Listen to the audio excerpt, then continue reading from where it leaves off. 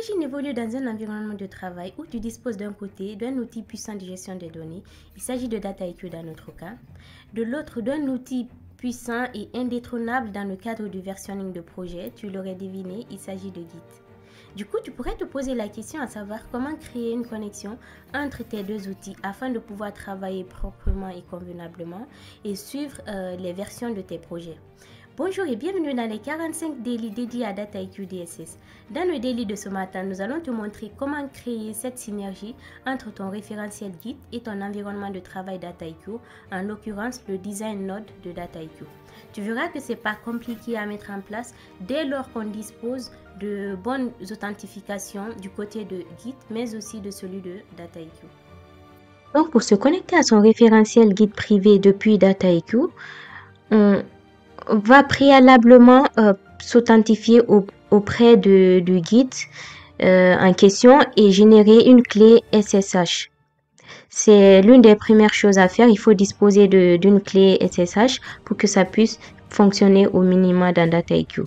Donc, lorsqu'on génère sa clé SSH, on crée son repository. En l'occurrence ici, dans notre cas, on a un repository. Donc, voilà. Et là-dedans, j'ai DSS et dans mon projet DSS, je vais disposer d'un fichier README et de deux scripts. Un premier Data Quality Check qui comporte une fonction qui va tout simplement me vérifier la qualité de mes données et là, c'est un autre script. Donc, mon objectif ici, c'est de pouvoir importer tous ces éléments-là dans DataIQ. Et donc, pour cela, je vais revenir sur DataIQ, me positionner sur un projet et dans le projet, je vais aller chercher la partie librairie ici. Je clique dessus et là, vous voyez, vous pouvez manuellement importer des packages, tout ça et vous pouvez aussi le faire depuis Git. Donc, nous, notre objectif ici, c'est de le faire depuis Git. Du coup, pour ça, je clique sur Git, Import from Git. Et donc là, à ce niveau, je vais aller récupérer les informations de mon repo. Donc, je retourne sur Git.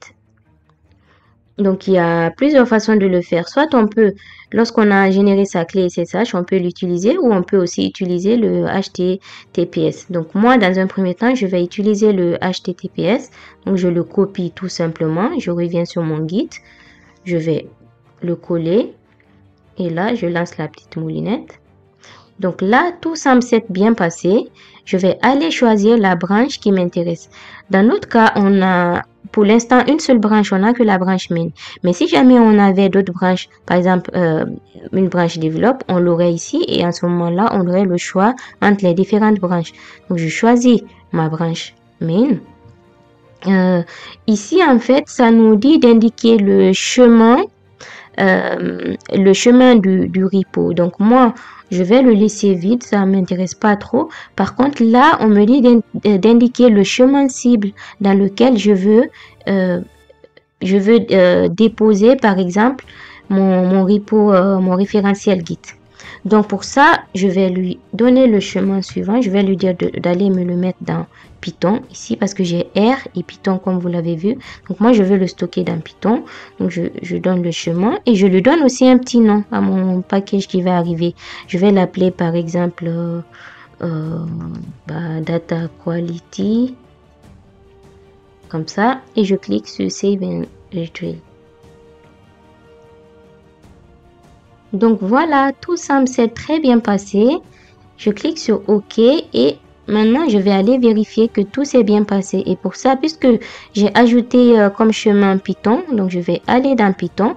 Et voilà, je vois bien mon package qui a été bien importé Data Quality. Je vais quand même aller vérifier. Et là-dedans, effectivement, on retrouve notre fichier README et nos deux scripts. Donc c'est l'une des façons d'importer et l'autre façon de le faire c'est tout simplement récupérer sa clé SSH ici et procéder exactement de la même façon, copier, revenir, coller et donner le chemin qu'on souhaite.